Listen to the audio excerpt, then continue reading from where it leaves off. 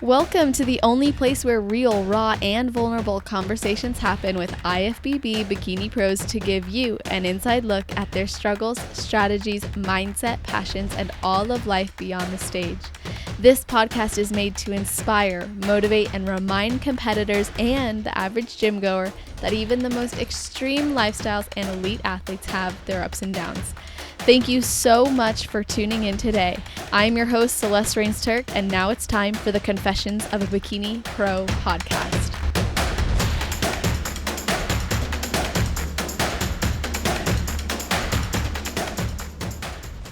Today, we are speaking with a lifelong athlete who grew up doing gymnastics, then started lifting before two of her friends suggest that she competes, and that kicked off in 2017.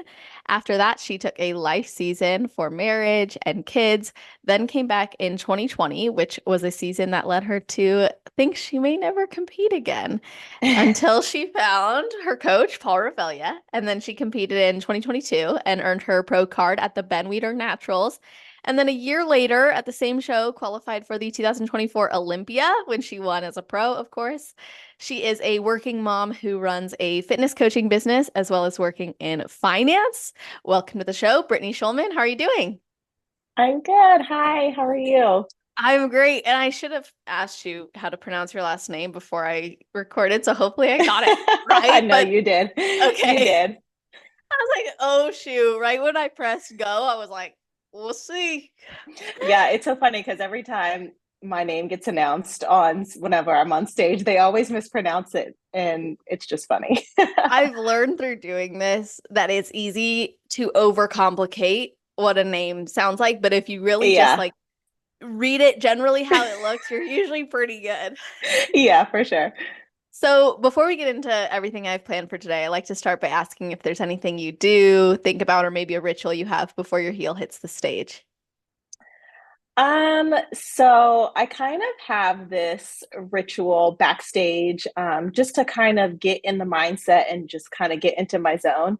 It's a song called Optimistic by a group called Sounds of Blackness. And it's just talking about, having faith in yourself and, just that it just gets me into like my zen mode. Like it calms me down. It, being backstage and right before you start to pump up, there's like all this, hustle and bustle, but it kind of just grounds me, and it just like reminds me that, all the work is done, to just be confident in myself, to be optimistic, and then just go out there and, put everything that I have done, all the work, just put it out on stage and just leave it all out there. Has there ever been a time where you didn't feel like you put everything out there? No, I I always just feel like, I'm I've prepared, and I can only control what I can control, and that's, me executing my prep, executing my meals, my cardio, my exercising, and all of that. So as long as I'm doing my job on my end, I can't control who shows up. I can't control how the judges judge. All I can do is control what I do and what I put on stage, and that just kind of gives me the confidence to just let it be what it's going to be. That's so true. I think it can be easy to get caught up in like the outcomes and what's going to happen and what are Mm-hmm. the judges going to think or what might they say after this, or we're bringing a different package. What if they don't like this as much? All those thoughts can really distract from a lot of the joy in this journey. Yeah, absolutely. And that's kind of why it's part of my process to listen to that particular song. Um, because I don't want to second guess myself. I don't want to doubt myself. Before shows, I tend to be a little quieter backstage. Like I'll still talk to people and, see my teammates, see my friends and chit chat, but I kind of really just try to ground myself because, again, you can't control anything outside of what you can control. So just having that moment to myself where I can really, just get into a mind frame of getting out on stage, executing to the best of my ability. That's what really helps me. Absolutely love that. it's important in this sport, especially to just celebrate how much you've done and hope for the best, really, when you get to the end of it, knowing you did everything you could. Mhm. I know that your journey has had its ups and downs, like most of us, but let's go through that journey to winning your pro card, because after that, you took a year off before making your pro debut and qualifying Mhm. for the Olympia. So, Yes. what changed from 2020 when you thought, I'm never going to compete again, to then actually going pro and qualifying for the Olympia? Yeah, so in 2020, anybody who competed that year knows how hard it was with Mhm. COVID. And you're like, oh, like I'm going to compete this year. And then lockdown happened midway through my prep. And we were kind of like, well, we'll still keep prepping. Lockdown's only going to be for 2 weeks, like they said. And then, the world will get back to normal. Absolutely did not happen that way. Um, the show that I had chosen kept getting pushed back and pushed back and pushed back. So we decided to kind of pause prep at that point, and then we started prepping again. But that season was difficult for me in particular because I had just had a baby at the end of 2019. So, my mom goal was to get back on stage in 2020, jump back out there and, kind of see how I felt. And I think with, postpartum going on, a pandemic going on, having an infant, breastfeeding, all those were just kind of hills that I had to climb. And by the end of my season, I was so mentally and physically exhausted that I just didn't know if I wanted to put my body through that again. So I was kind of like, I probably won't compete anymore. I still followed the sport. I still followed, all the pros that I looked up to, would go to shows and such. But I kind of after that was kind of done with bodybuilding. And then I just stumbled upon Paul's YouTube and his Instagram. And I would kind of just follow him and kind of see what he was doing. I very much look up to Daraja. She's just an amazing human overall. And, I saw that the work that they were doing together. And he would, post things on Instagram, and I would DM him and asking him questions. And he was always so nice, and would always answer my questions and give me like really good feedback. And I kind of reached out to him and I said, hey, I'm starting to kind of get the itch again, but like, I don't know, if I want to, but I'm really interested in the way that you prep your clients. The coaches that I had before was very strict meal plan. Um, but I was kind of more interested in having the flexibility of tracking macros. So he said, I would love to jump on a call with you whenever you're ready. You just let me know when you're ready and we'll get on a call. So I finally was like, I think I want to do it. Wow. So we set up a call, and immediately we just like vibed and we clicked. And, I said that, my short term goal was to win an overall at a regional show and, eventually win my pro card. And then, like, shooting for the stars in the universe, qualify for the Olympia. But those were like very much long term goals. It was kind of like, Mhm. right now, let's work towards winning an overall. So we did kind of a maintenance kind of recomp phase for a few months. And then we started prep, and I can 5 times in 2022. So the first show I did was in June, and then I did Masters Nationals, placed fourth there, and then did another regional show um, where I placed, that's when I won in overall. Did North Americans, got fourth in Masters, and I forget my placing in the Open. It wasn't very good. I didn't like get top five or anything. And then I remember stepping off of the stage at North Americans, and I had in my head decided that North Americans was it. That was the end of my season. I had been in prep since February. I was done.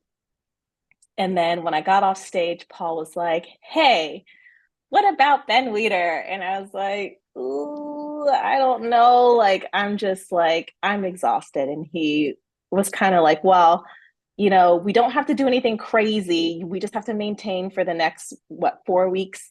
Yeah. and, let's just see. And I said, I don't know. And he said, well, take the weekend, think about it, let me know, check in on Monday and let me know what you decide. Like whatever you decide, I'm totally fine with. Um, so I thought about it and I talked about it with my husband because it is such a huge part of your life being in prep and competing. And I have a daughter, I have a husband, I have my friends, and prep can sometimes be very isolating, especially once you get down, deep into prep. It's around showtime. So I wanted to make sure that not necessarily that he was going to give me the support, but that we as a family were making that decision because it's not just my decision. It affects everything and everyone around me. So I wanted to make sure that, we were on the same page and going after this because, my success is his success and vice versa. So we talked about it and oddly enough, the Ben Weider Naturals is in Alexandria, Virginia, and I'm from that area. We call it the DMV, DC, Maryland, Virginia. I'm from that area. I'm from Maryland. That's where I grew up my entire life. So I was kind of thinking, how cool would it be to go pro at home? And it's where I'm from. I'm familiar with the area. My friends, my family could come. Like, I think that that would be really cool. And the super type A person in me was kind of like, I know that if I don't at least try, I'm going to have regrets. Like, no matter what the outcome is, if I don't try, I'm going to have regrets. So I checked in with Paul on Monday and was like, all right, let's do it. So 4 weeks later, we stepped on stage and I entered both the Masters and the Open. And I wound up taking both pro cards in the Masters division and the Open division. So that was just, when I got the first one, I was like, oh my God, like I did it. Like, I cannot believe that I did it. And then when I got the Open overall, it was just like, like my brain just wasn't computing. It was just kind of like, oh my goodness, like I cannot believe that just happened.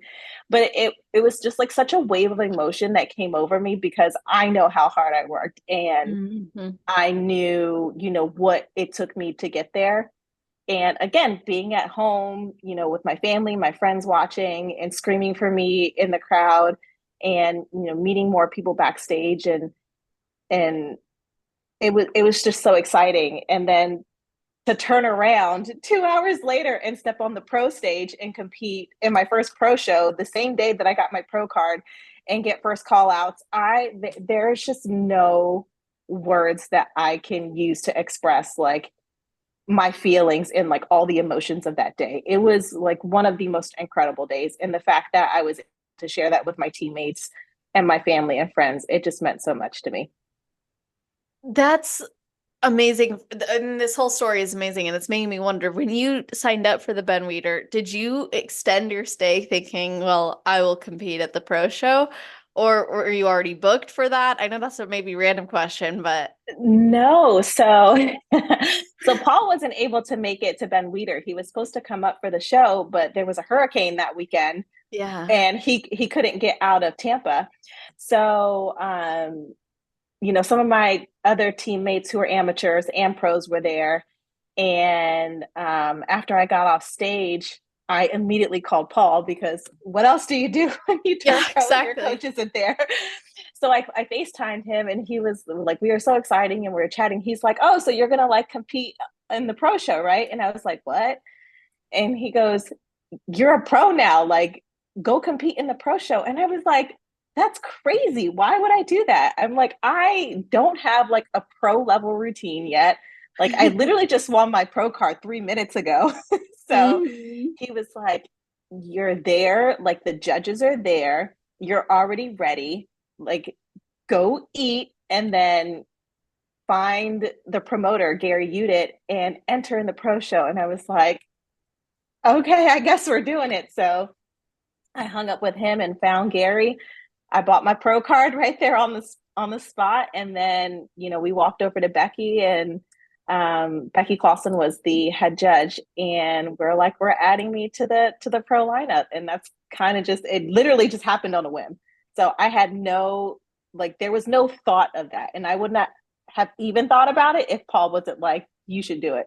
And I Mhm. talked to one of my teammates who's also a pro, and she was like, hell yeah, like why wouldn't you do, like why wouldn't you get on stage, like you, like get up there. And I was like, okay.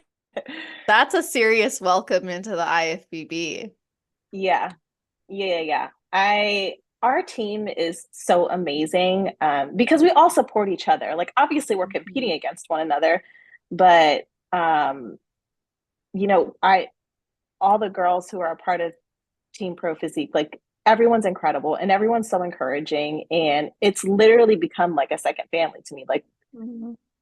Like yes, I'm one of Paul's clients, but like he's also like, you're one of my friends, like you're my friend. And I'm like, oh my Mhm. gosh, like that's that, and that just shows, the camaraderie that he has fostered within the team. And it's, again, just it's a family, and I'm so privileged and honored to be a part of it. That's amazing. And the story of going and really getting there and making that decision, being able to turn pro where you grew up and Yeah. having everyone there to support you. That's Hmm. awesome. And Yeah. then, of course, making your pro debut. What was your feedback after that show? And then how did you apply that over the next year to eventually secure an O qualification?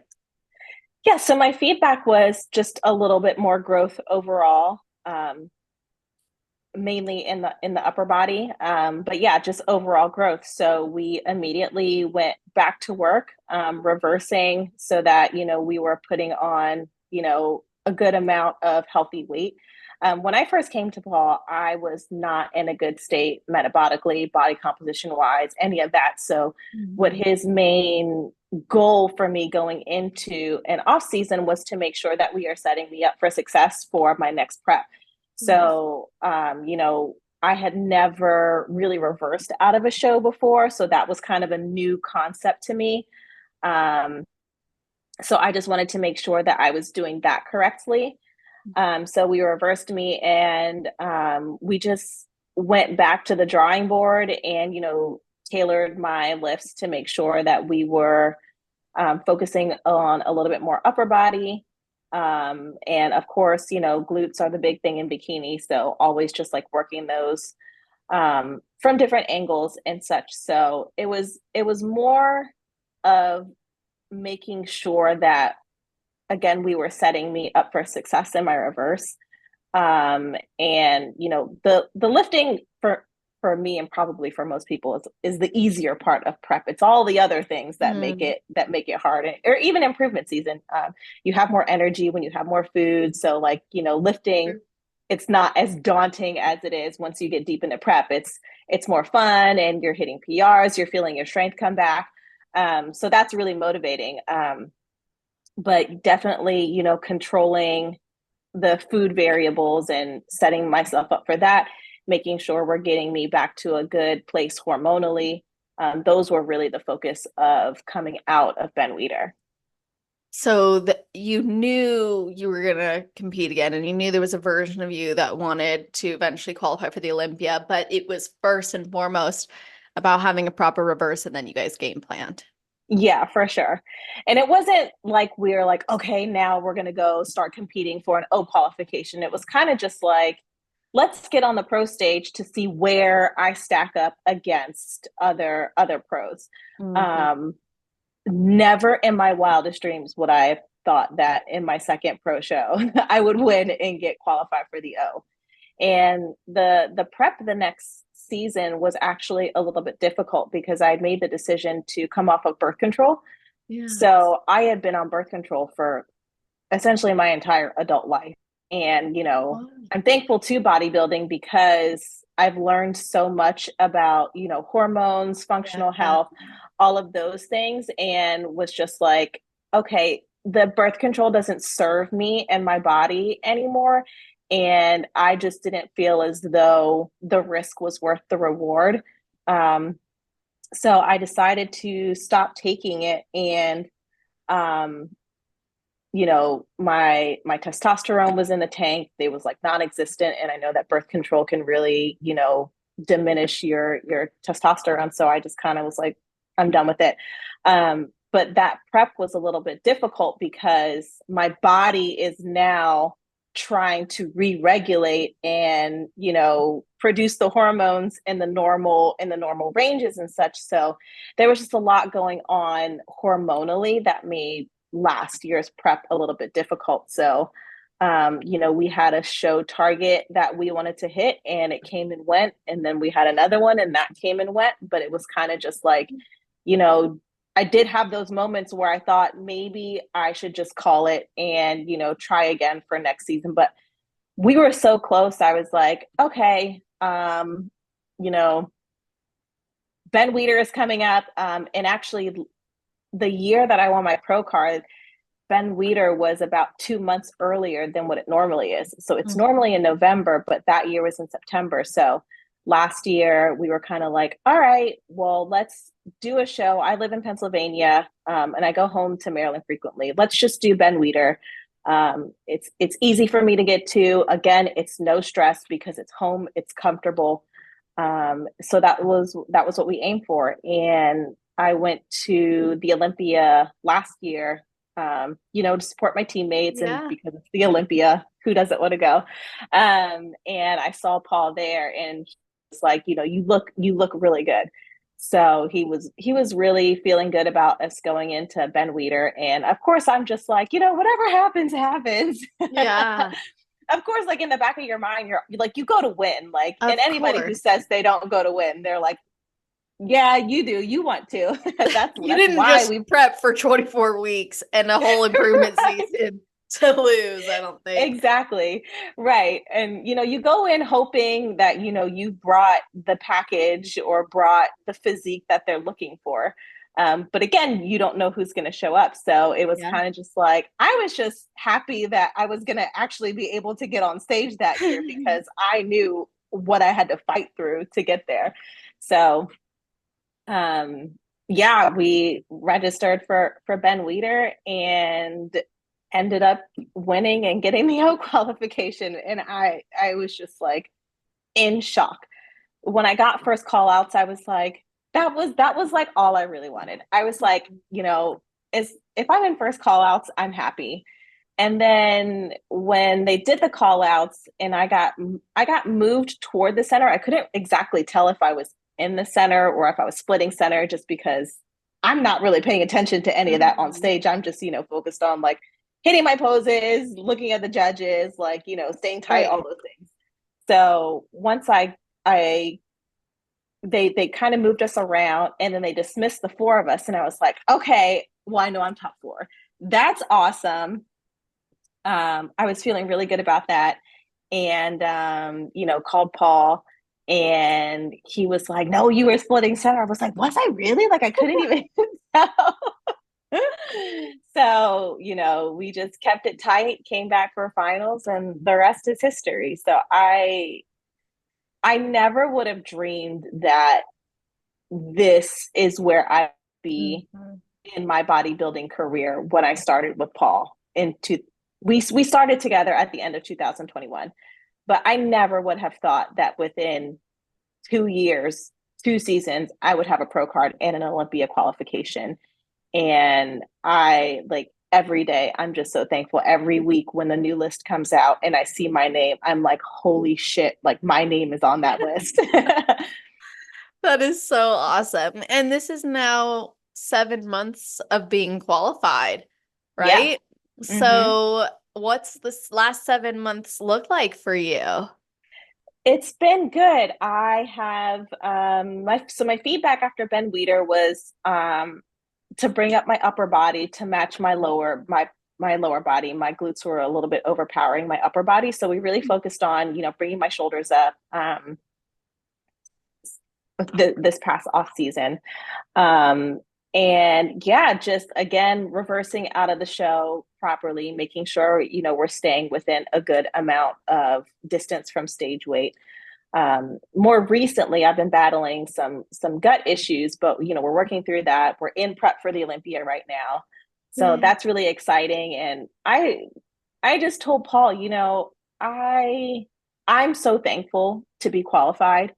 And if this is the only time in my life that I ever go to the Olympia to compete, like I want to enjoy the whole process. Mm-hmm. And no matter how hard it gets, no matter what, I'm going to enjoy it because I've like that's what my mindset is. It doesn't matter how low the food gets, it doesn't matter how hard the cardio is, it doesn't matter, all of the things that I have to do. Mm-hmm. I'm going to enjoy every moment of this because I know it's such a privilege to set foot on that stage, and I'm just going to like savor every moment of it. So, despite the challenges, I'm every day I'm excited. Every day I'm like, okay, what can I do more to make sure that I'm bringing my best to the stage? And, I've worked really hard in the gym. I've worked really hard on my mindset, um, you know, rehab and recovery. Like I am doing all the things. So I know that no matter what my placing is, when I step on the Olympia stage, I'm going to be proud Mm-hmm. because I've just really just tried to shift my mindset of being grateful and being very humble with this experience versus chasing a placing. I know that I still have a lot of room to grow as a professional athlete. And I don't want to rush that. I just want to enjoy it while I'm here, while I'm in this process. And then, after the Olympia, we'll go back to the drawing board and we'll see where we need to improve and what the judges are wanting to see from me. So, Wow. I love that mentality of maintaining humility and gratitude and understanding that there is always room to grow. And what if this was your last opportunity to mm-hmm. step on the O stage and making the absolute most of it? Yeah, I'm curious to hear. It sounds like you foresee a future career in bodybuilding. Like it doesn't sound like this is gonna be my one and done. no, Like after as a no. so what did you think of the announcement this year of all the natural pro shows that are going to be happening in 2025? I imagine that was probably like exciting news for you. Yeah, yeah, it is really exciting. I've only competed in natural pro shows just by Right. nature of how of how things have fallen with prep and such. So I don't want to limit myself to only natural pro shows, but I think it's really exciting for the NPC and the IFBB just in general. It's giving athletes more of an opportunity for those who want to stay natural. A chance to qualify for the Olympia or a chance to get their pro card.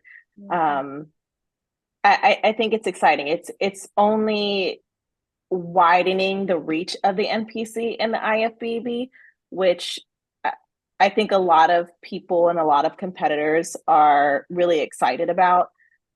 Just for that opportunity, what anyone chooses to do, staying natural using PEDs, like that is completely up to you. But I do know that it it's bringing it's bringing more people back into the NPC Yeah. because there are more opportunities where people, feel like they're able to compete against other natural athletes. So I think it's exciting. I think it's great.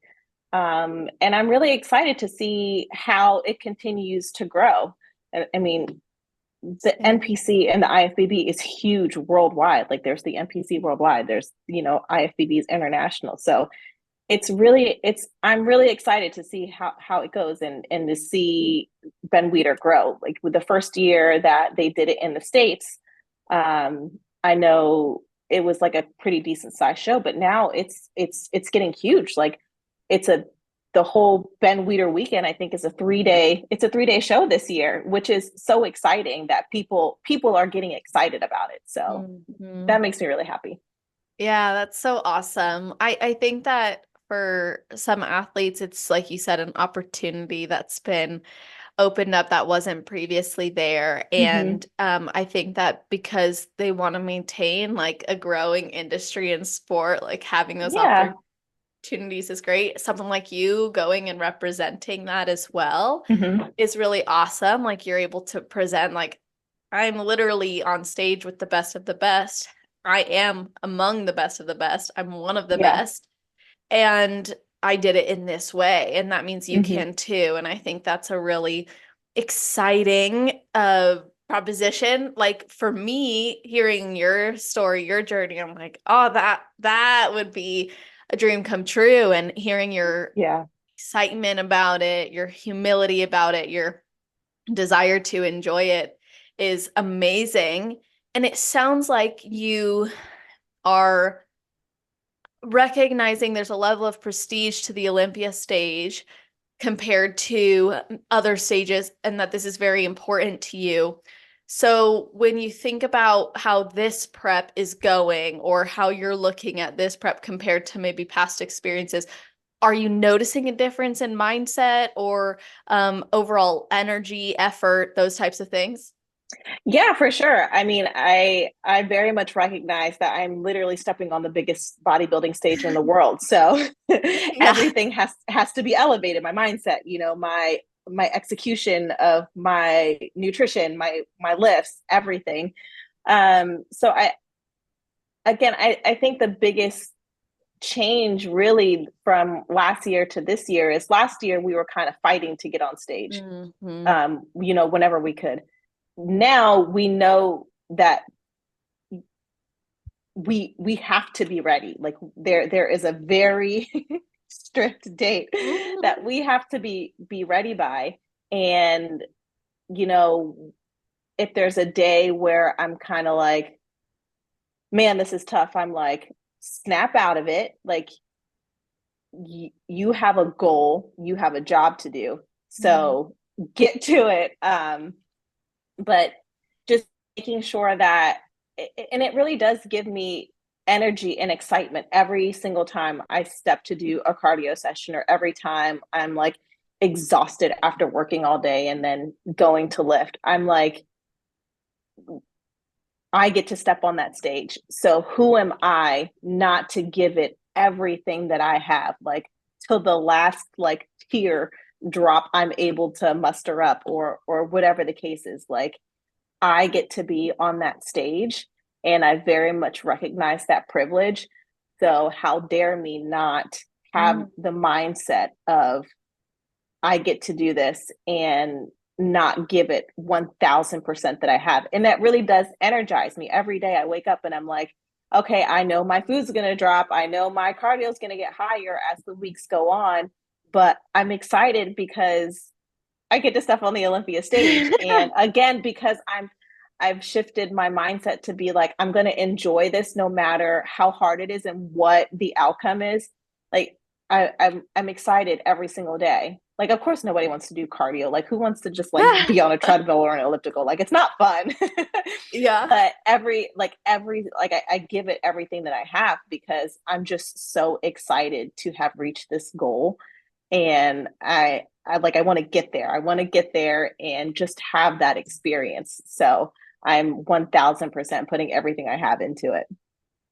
Is almost like parts of your past as an amateur and then going pro and then preparing for a pro day or doing your pro debut and then preparing for your second pro show.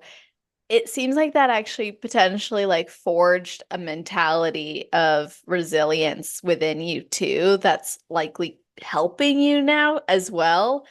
Because you Yeah. had referenced in the past, like there were days where you're like, why am I doing this? How am I Yeah. gonna? So to be able to like go from some of those maybe feelings of hopelessness, like, will I be able to step on stage? You know, Hmm. the next show is going to be canceled, or okay, is my body going to respond? This is a new body Yeah. we're working with, to then Hmm. I'm qualified for this really the biggest stage in all of bodybuilding. And there's going to be hard days, but I'm ready and grateful to do that. Yeah. And I think for me, like I have a I have a 4-year old, and I know that she looks up to me. She emulates me, like in what I do. Like when I do my check-in photos, like there were times where she's like, I want to put on my swimsuit and put on your Aww. shoes so that because she wants to take pictures, like she wants to do check-in pictures, and she does she'll like do my like back poses and like front poses in the mirror, and it's Oh. literally like the cutest thing, but I just laugh because I'm like, she is literally me. But I see her watching me, and she knows that mommy goes to the gym, she knows that mommy like works hard, she knows that mommy eats, sometimes different from her because, I have my goal. So I say all that to say that I know that there are little eyes watching me, and all I want is for her to see how hard work can help you reach your goals. And I every time I step on stage and I see her in the crowd and I hear her and she's cheering for me, and she's screaming for me, and she's so excited to see me up there, and then once I get down, she always runs and gives me a hug. Like, having the support and the love of my husband and my daughter, and understanding that I'm a role model, obviously, to her and her mom, but making sure that I am doing everything that I can to make them proud, like that really fuels me too. And not that they would, if I don't place well, they're going to be like, well, you didn't place well, we're not proud of you. Like, that would absolutely never happen. But to be able to share those experiences with them, and for them to be equally, if not more, excited for me, because yes, I went through it, but they saw me go through it, so they know how challenging and the struggles and everything like that really means a lot to me, and that really fuels me. Wow, that's so beautiful. Like, to have your family as motivation and drive, and to want to be that example to your daughter, because you also see how you're an example to her without Hmm. explicitly saying this is what we're doing. She's just Yeah. modeling you, and she sees you pursue something you're passionate about, sees the Mhm. hard work, the work ethic that you have. And you had mentioned something earlier, and I'm glad you brought your family up because I wanted to circle back to this, which is you consider prepping a family decision. And you said because it does affect everybody around you. Hmm. Walk us through how it affects them, because you have a unique mindset because you've experienced prep pre-child and you've Yeah. experienced prep post-child. So what do you notice the effect being, and how does that, like, what are the things that go into making that decision as a family? Yeah, I mean, just the demands of prep, going to the gym, doing your lift, doing your cardio, meal prepping, all of while I'm doing all of those things, that's taking me away from my family. And I never want to feel like I am prioritizing bodybuilding over my family. Like, first and Mhm. foremost, I'm a wife and I'm a mother. And those are like my number one and two jobs. So um I always want to make sure that I'm being very cognizant of how prep or how bodybuilding is affecting them, because I'm choosing to do this. They're not choosing it for me. So I want to be very mindful and respectful of the fact that I do have a family and they are 100% my world, but I don't want to take away, like, prep is already taking away my time from them and some experiences from them. So I want to make sure that in doing so, that I'm being cognizant of when I do have, my time that I'm not in the gym, I'm not at work, I'm not doing cardio, I'm not meal prepping, that I'm spending it with them. And my husband is very supportive of, he's like, whatever you want to do, like, I'm with you 100%. But I think it's also important to just have that conversation and have that open dialogue, to see how they're feeling, and to see how it affects them, because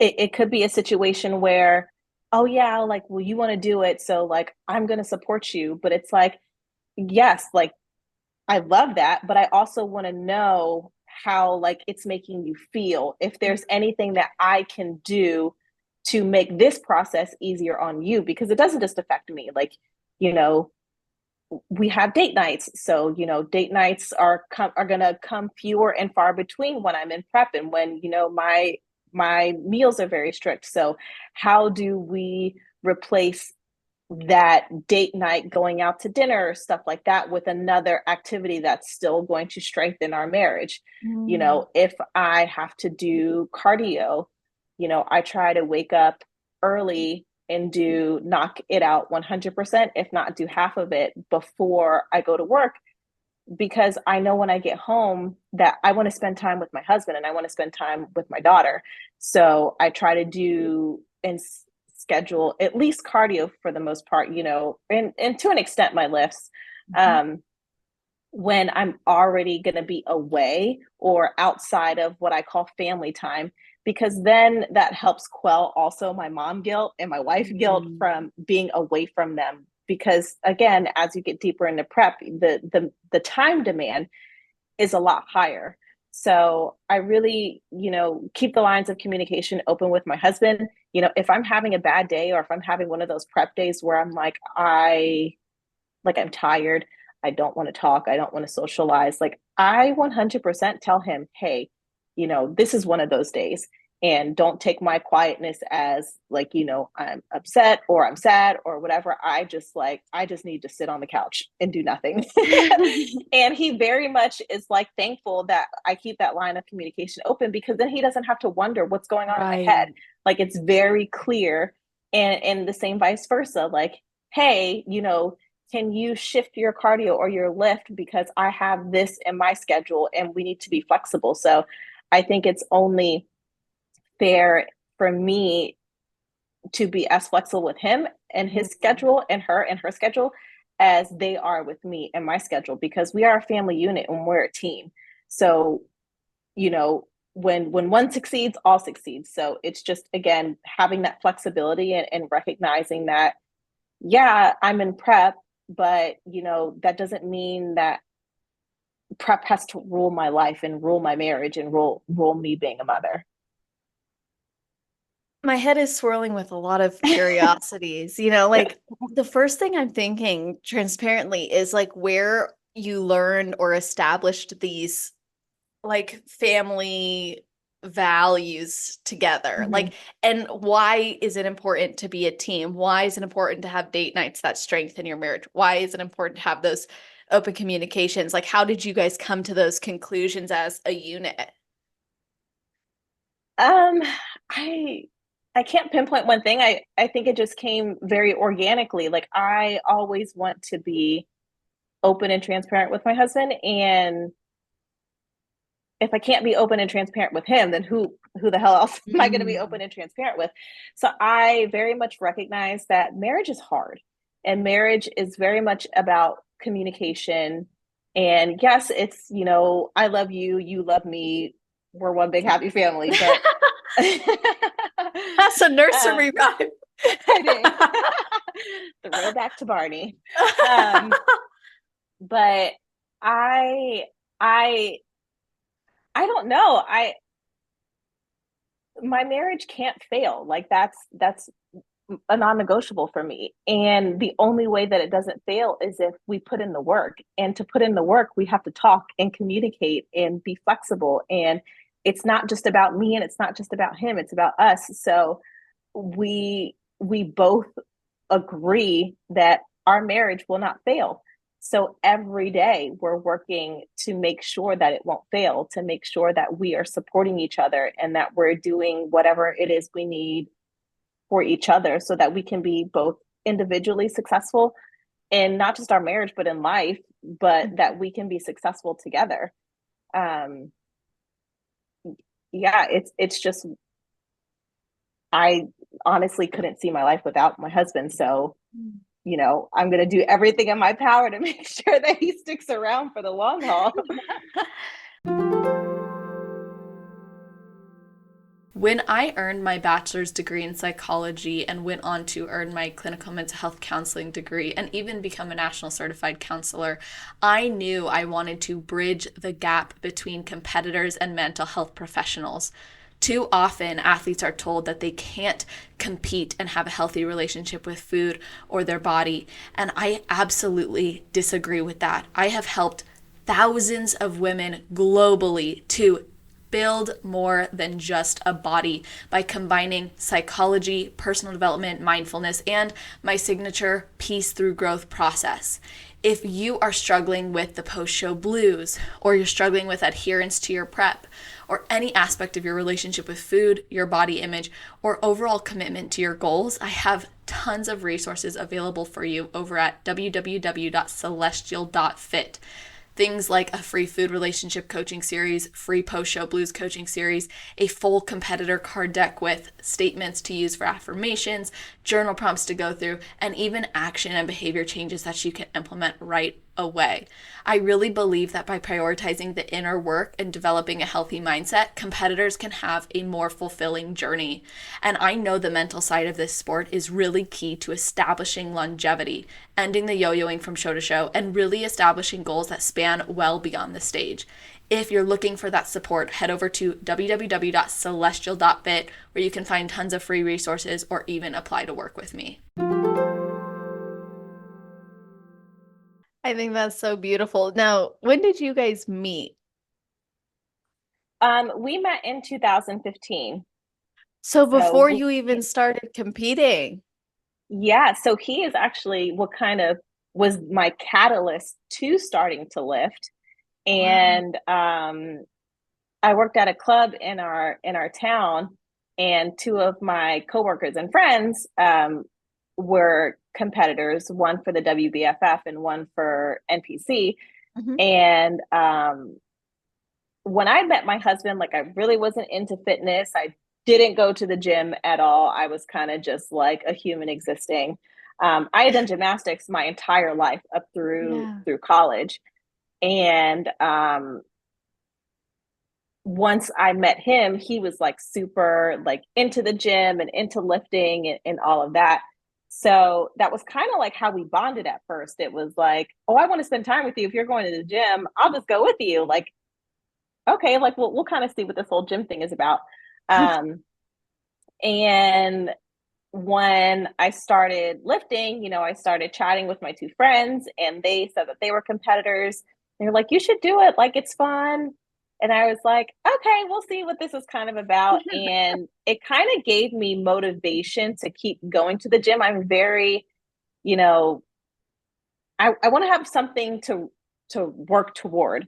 So competing gave me a reason to go to the gym. It gave me a reason to not be like, I don't feel like doing it today, so I'm not going to do it. So that's kind of the catalyst of how, you know, my bodybuilding career started. And again, like, I just went into it very blindly. I was just like, oh, this is fun, like sparkly bikini heels, like completely oblivious to the world of like the full scope of bodybuilding and the NPC and the IFBB. It was kind of just like, oh, you know, we'll see what happens. And then 7 years later, here I am.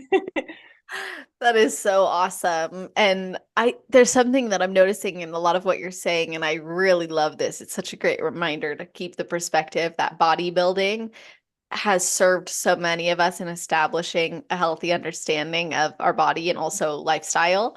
I think after many years in it, you can like get really hung up on the criteria and the physique and working towards it. But then you look back, you're like, well, wait, like it's what established this routine, and it's why I eat the way that I eat, and it's helped me to stay in the gym and be active. And you had said earlier too how it taught you about like hormones and what's better for your body. So it's like, wow, you know, bodybuilding gives us so much, and I think it's important to remember those things. So I just like that you're pointing those things out.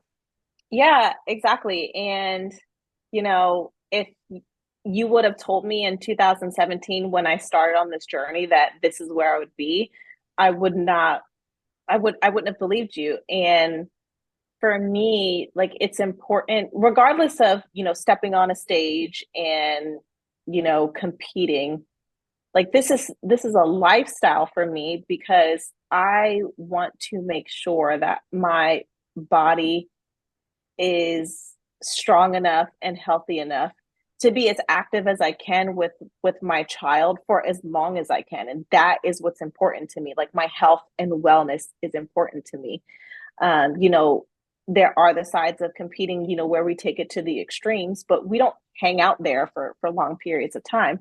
But it's really important to me to make sure that I'm staying healthy, and so that I can live a long life. I can live a long, active life with my child. And if she decides to have children, with my grandchildren, and just in general, like I want to be able to, you know, if I want to travel the world and go backpacking through the mountains for 2 weeks, you know, do Yeah. those things because I enjoy it. And I do enjoy having, you know, the structure of tracking my macros because I know what I'm putting into my body and I know what I'm filling it with. Right. And I like how I feel when, you know, I feel as though I'm healthy and my body's functioning optimally. Like my husband and I talk about all the time, like, you know, with especially with what's going on with my gut, I'm like, how many people don't even recognize or realize that something is off because they're Yes. just in this perpetual state of, you know, not feeling great, Yep. that they don't know that there's something going on. And as soon as like my gut issues started, I knew something was off because I'm that in tune with my body because of bodybuilding, because I focus on my health, because, you know, I'm focusing on, you know, understanding the processes and what's going on. So um I I really do enjoy it as a lifestyle. It's not just a hobby. Those are powerful words and sentiment about being an athlete in this sport and in general. I think especially like general population struggles to know how good they can feel because Yes. they're not focused on it. And now I'm wondering if that's part of why you're also getting into coaching. I don't know if it's contributing to that. Yeah, for sure. I remember when I was coming out of college, so I have a degree in kinesiology, and I Oh, was like, wow. well, I don't really want to be a personal trainer and I don't want to be a physical therapist. So I kind of just have this piece of paper that says I graduated college and I don't really know what I'm going to do with it, but whatever.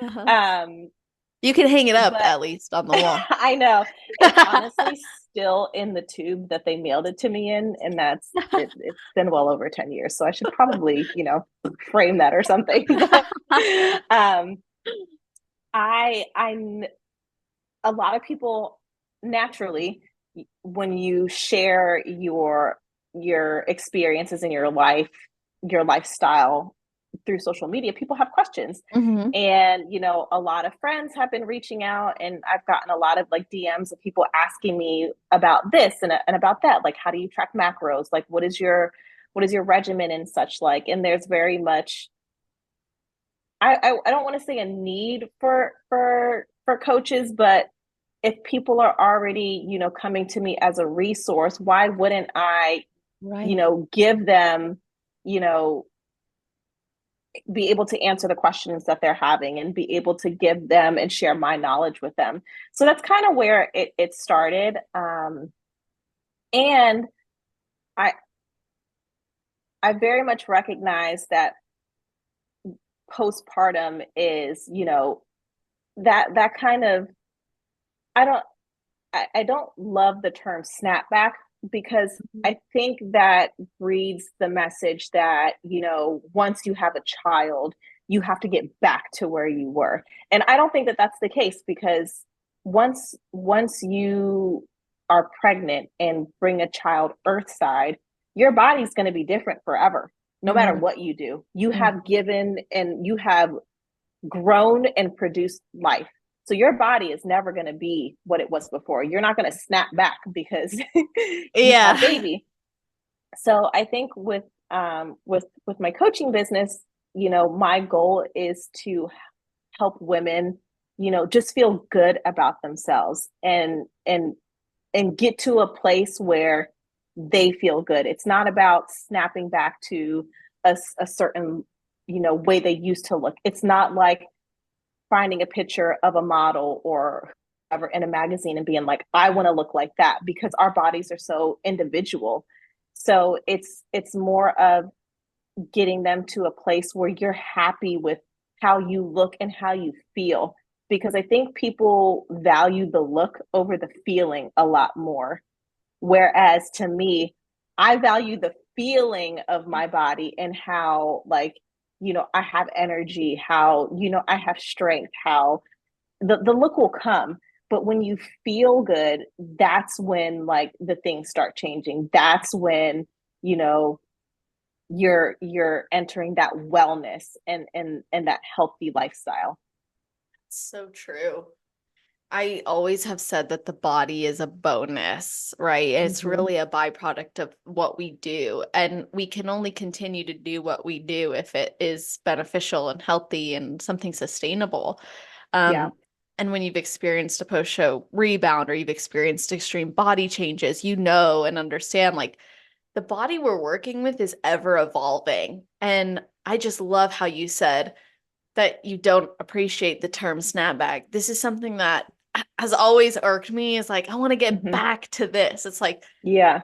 we can never get back to something because we're new, we've evolved. Mm-hmm. We've even just one little lesson we've learned can change everything. So Yeah. I love that that's what you want to support people with and you want to encourage. And well, I mean, something I'm now wondering from someone who wants to become a mom, but maybe isn't yet, Mm-hmm. but has those fears of their body changing. What would you want them to know or consider if they are worried, like, hey, this is going to impact my physique, it's going to impact my competing career. Maybe I should Mm-hmm. wait. Like, how would you ease those concerns?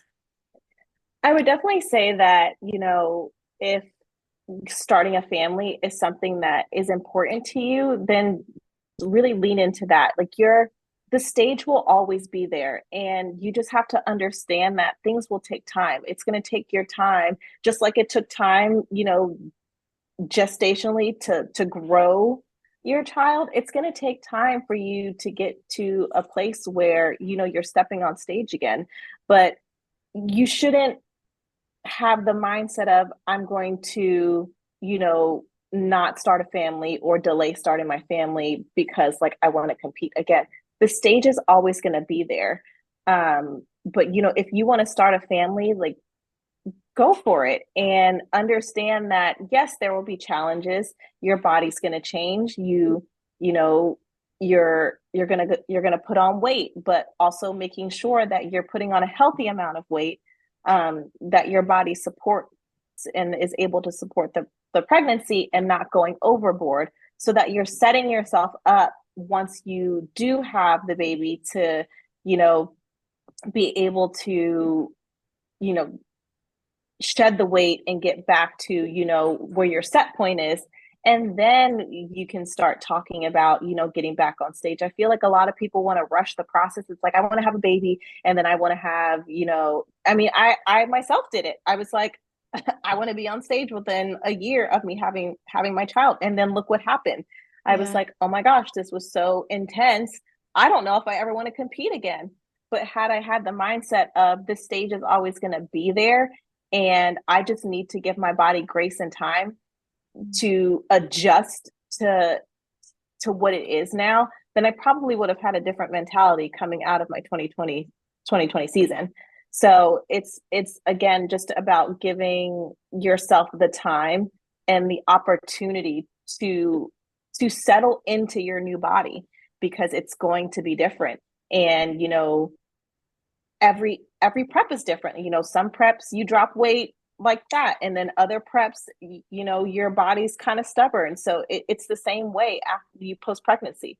So just making sure that you are setting yourself up for success before you conceive, making sure, again, your health is paramount and you're functioning optimally. That if you do decide that competing after pregnancy is something that you want to do, making sure that you are doing the things to support your pregnancy, doing mobility work, strengthening your core. All of those things not only help after pregnancy, but they help during pregnancy, and they'll help you once you give birth, to making sure that anatomically, like, your body is able to, be strong, be strong again. So yeah, I think it's just not rushing, and just being patient and enjoying the life season that you're in, versus constantly chasing, what life season you think you want to be in, or where like you see yourself 3, 4, 5 years from now. Like those times will come, but really enjoying where you are right now is the most important part. That's really good advice. I'm soaking that in because I think that's important to hear and to tell ourselves often as well, Mm-hmm. rather than fixating or focusing so much on what's next, what's next. What do I Yeah. want? Where do I want to be? What do I want to be doing? Instead, it's like, Mm-hmm. can I just be? Can we just be with what is and know that Yeah. that's great? Mm-hmm. Yeah, for sure. I mean, look at Angelica. Like she was Miss Olympia, had, her time off to have her children, and she's back on stage and looking like incredible. Like you can do it. It's going to take time. She didn't rush. She took her time, and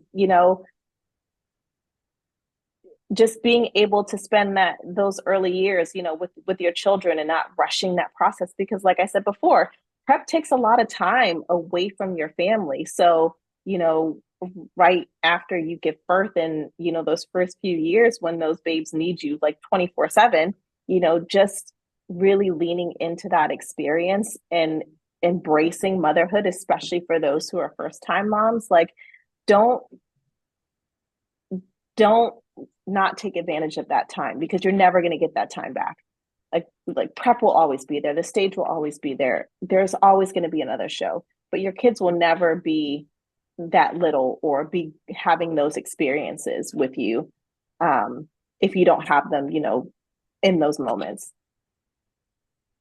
How do you navigate mom guilt or regret when it does come up, when you feel like maybe you are missing out or have missed out on certain things when pursuing other areas of life? I mean, that's where kind of having that open line of communication with my husband comes into. When I have those kind of feelings creep in, we kind of talk through it and see how we can adjust, or how we can, shift the schedule around so that maybe, I'm not missing something, or that, we can accommodate, meet somewhere in the middle.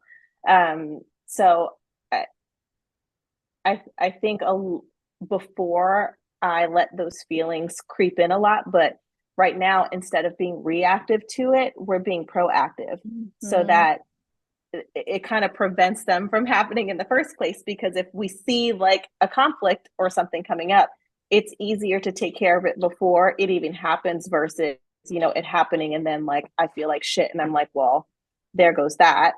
So just really, being proactive instead of being reactive is just the most important part. Absolutely. That's great advice for any phase of Yeah, life. just yeah, just in general. Because things happen. Like that was really what I had to do to get through school and competing and running a business all at the same time. I was like, Not even imagine. you gotta be proactive, girlfriend, because Yeah. this is gonna eat you up if not. Because it was really challenging, but I try my best. I was just telling my dad on the phone the other day. I was like, this is the first day I've had in a couple weeks where I've been able to be proactive instead of like Hmm. just doing what's on like the schedule and entertaining people and Yeah. hosting people and traveling and speaking. And it was nice to just Yeah. back off my to-do list. And I was like, Yeah. oh, I missed that feeling. So there's so much value in that. And sometimes we have those seasons, like you said, there's times for the beginning of motherhood where you got to be there and that's Hmm. just they need you. And Yeah. then those transitions, having those open lines of communication, knowing things will change. I think that the fact of being proactive in that makes so much sense. Hmm. And something that I also admire about you is you have multiple interests and you've been able to manage this.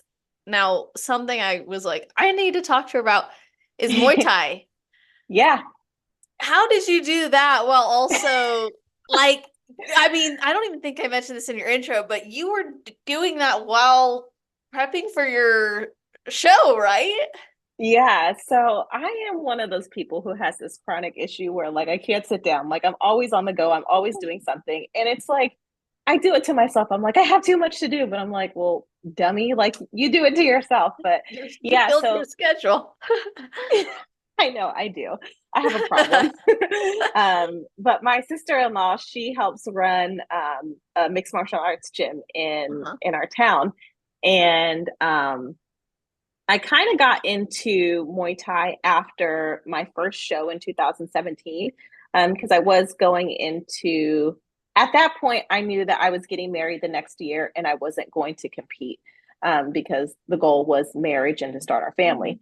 But, and I wanted to kind of step away from the gym a little bit, and just kind of find interest in something else. So I started doing Muay Thai, and that kind of grew into, it was kind of just like a hobby, just like I'll go and see how class is.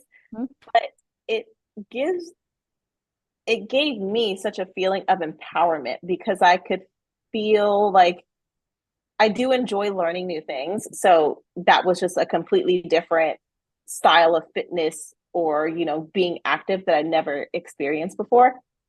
But it's also empowering because, like, learning how to defend yourself, or, being on the offensive like that.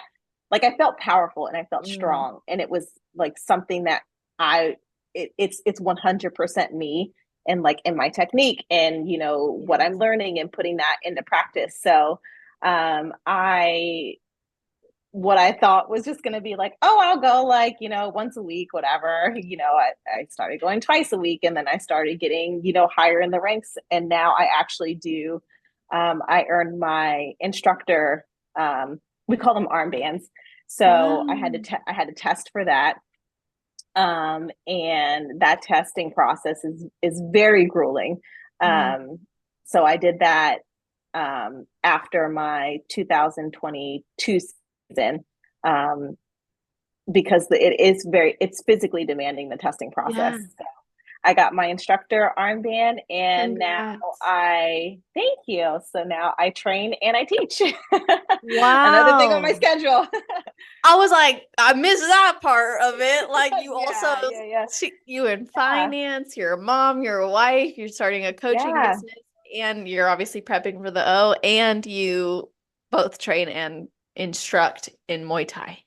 Yeah, I do love it. It's very good workout in and of Yeah. itself. But again, I would encourage anybody to go, find a martial arts gym and see if they have free trials for either jujitsu or Muay Thai. I did start doing jujitsu a little bit, earlier this year, but I stopped once I started prep because the risk of injury is a little bit higher, Mhm. and I didn't want to risk injuring myself. But I still do Muay Thai, because the risk on that end is a lot lower. But I do encourage anybody, to find a gym and see if they'll do like a free trial class, because again, like having like gloves on your hands and like feeling like yourself, like, punching a bag or like doing a combo or like kicking, Mhm. like you feel like a total badass, and you're like, man, if like Mhm. somebody comes on the street, like I can handle them, like I can I can Yeah. defend myself. So but other than it is a really good workout. But again, it, especially like as women, like, Mhm. you want to feel strong and you want to feel like you're a bad bitch. So like I Exactly. definitely, when I'm doing my rounds, I'm like, yeah, I'm a bad bitch. Like That's so awesome. it's fun, and like it boosts your confidence, like just being able to learn something new and just and having that different skill set. So That's something I think is the reason why I think self-defense classes are so great. It's not the technique necessarily. It's the confidence that you get where mm-hmm. now when you're walking down the street and you maybe are feeling uncomfortable, you're more likely to be able and confident to make that eye contact that's more likely to stop someone from actually Yeah. doing something. Mm-hmm. So that's something I realized like when I did jujitsu for a while, I Oh, stopped. nice. Yeah, I stopped because of bodybuilding and I didn't Yeah. mind competing, but like it's so hard on your body. It's a Mm-hmm. completely different experience than like Yeah. lifting or any other sport.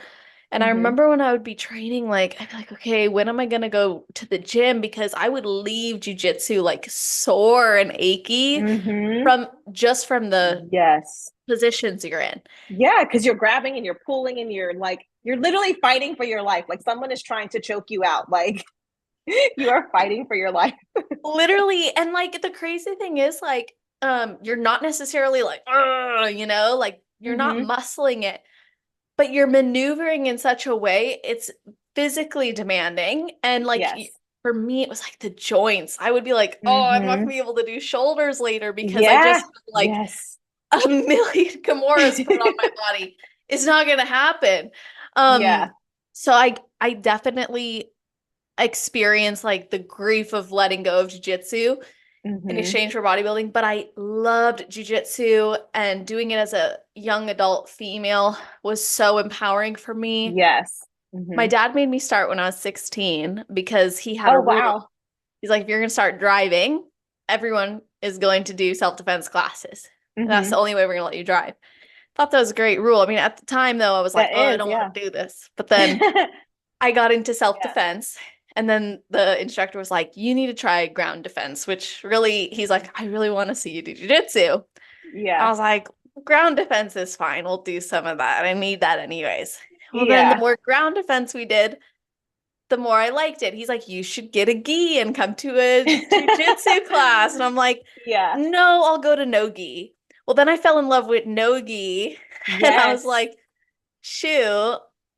And then I ended up starting gi, and then I started testing and doing the stuff. And I was Mm-hmm. like, oh, this is awesome. And Yeah. then I broke my ribs.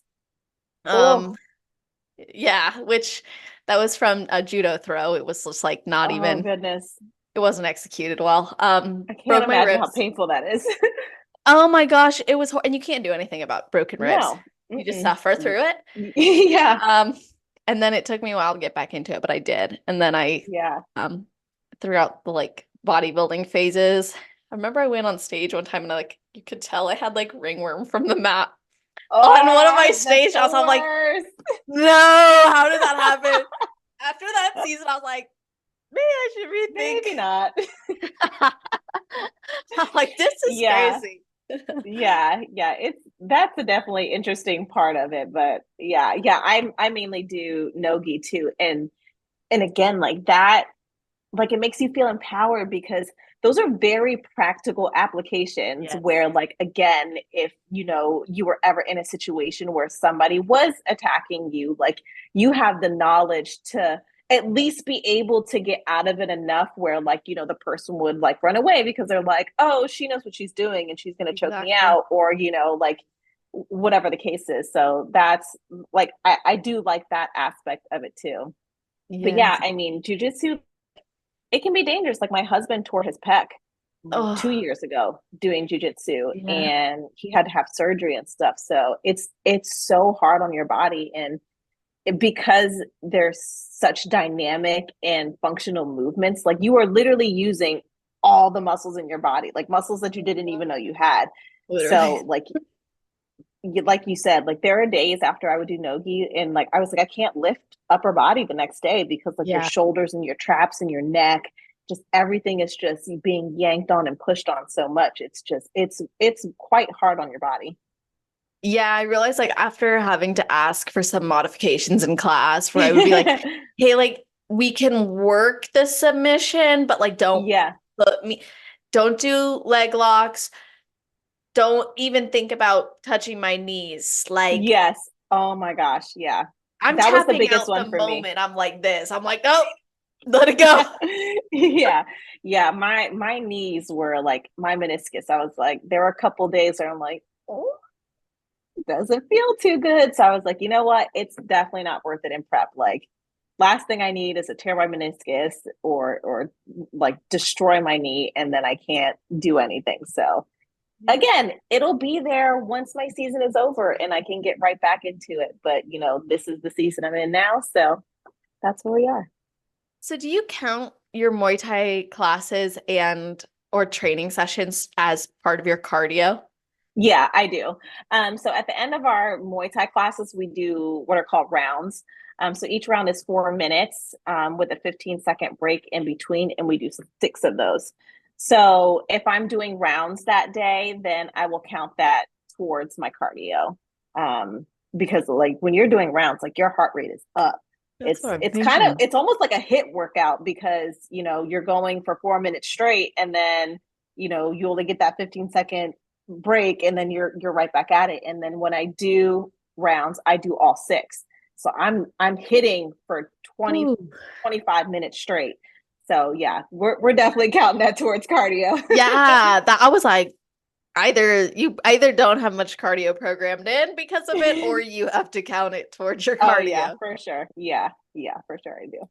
Does it ever affect your nutrition too? Because that's like a lot of output, or no, because it's just accounting for cardio? No, I don't do it every day. So the most I ever have done it would be twice a week. Oh, So okay. I very much recognize that, well, and that's hard on your body too, because it's a lot of like punching and hitting. So that's, Yeah. it's a lot of work on my shoulders. So I definitely don't want to do it too often because then my lifts would suffer.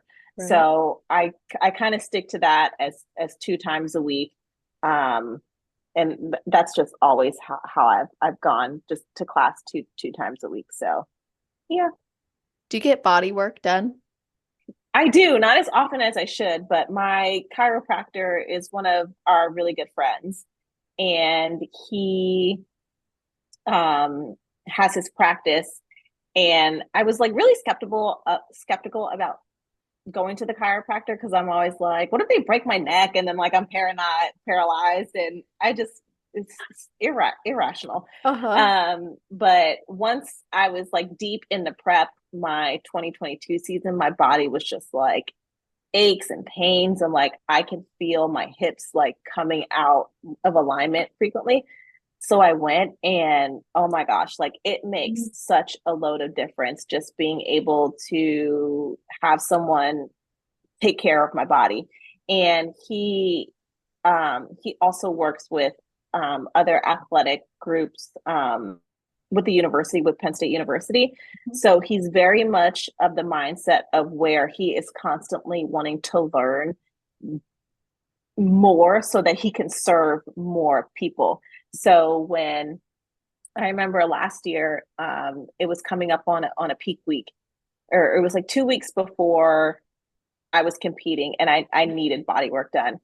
And he called another chiropractor who's worked with bodybuilders and was like, I know that I can't do like certain heart manipulations. Like, what can I do? What can I not do to make sure that, she's not having an inflammatory response, Yeah. or that I'm not, you know, messing up something for her to be on stage in 2 weeks.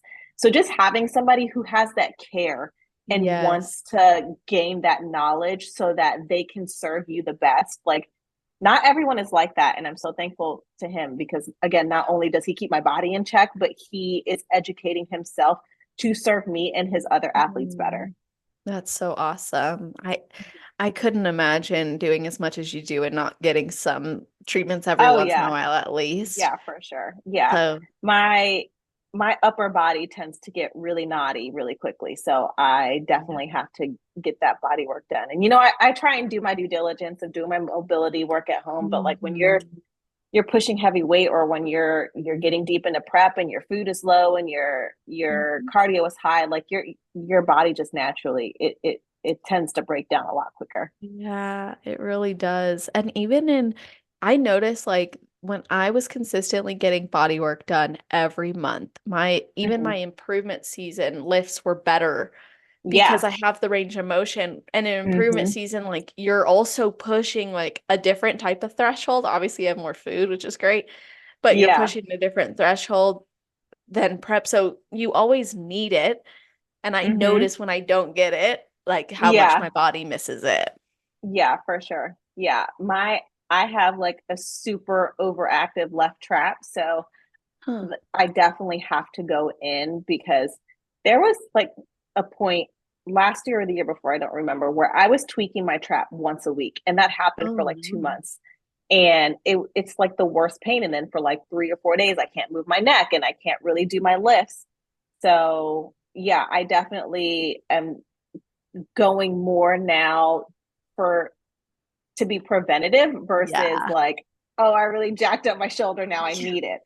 So yeah, having that maintenance has definitely made a big difference. Yeah, for sure. Well, with everything that you're doing and everything you've already shared, I know we've got a lot of great advice, but I like to wrap up by getting your best advice. So, what is your best advice for somebody who has never competed before but wants to? And then your best Mhm. advice for somebody who's on their road to pro? I would say for somebody who's never competed before, just really immerse yourself in this world, in this industry.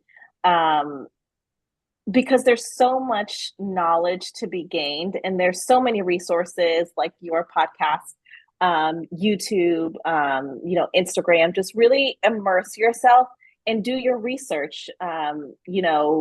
What division fits your body type best?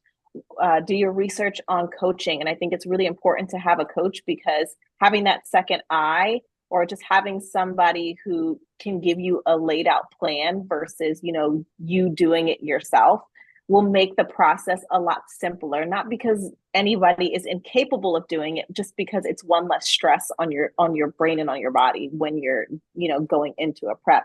So definitely do your research on the industry, the divisions, the criteria, the coaches. Interview coaches, find somebody who you mesh well with, not just somebody who has a reputation for, producing pros or winning overalls, or whatever. Like, those things will come. Just, it's more important for you to have somebody who you work well with and can keep open lines of communication with. And for those who are looking to go pro, I would just say be patient. Enjoy, the process of competing. Enjoy the NPC and the amateur, league as much as you can, because all of those will teach you, and only help you once you get into the pro league. So don't rush.